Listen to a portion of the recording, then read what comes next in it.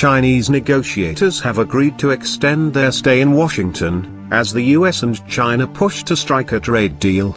The decision was the latest sign that the two countries may be nearing an agreement, as they look for a way out of last year's punishing trade war. In a statement shared by the White House, Chinese President Xi Jinping hailed progress in the negotiations. US President Donald Trump also said a deal was more likely than not. The fact that they're willing to stay for quite a bit longer. That means something, he told reporters at the White House. I think there's a good chance that it happens.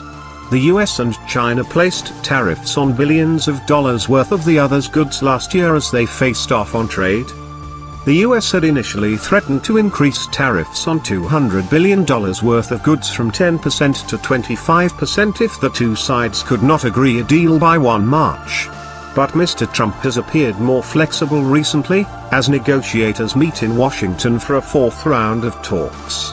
On Friday, Mr. Trump did not commit to extending the deadline, but he did note progress, including an agreement on currency manipulation, the details of which were not disclosed. He also said he may meet with Mr. Xi in March at his Mar-a-Lago resort. Huawei has not been part of the discussions to date, he added.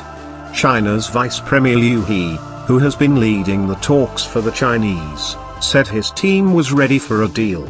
From China, we believe that it is very likely that it will happen, he said.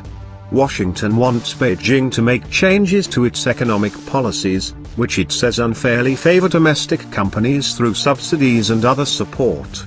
China has offered to increase purchases of US goods, such as soybeans and semiconductors, a move that could reduce the US trade deficit, a focus for Mr. Trump.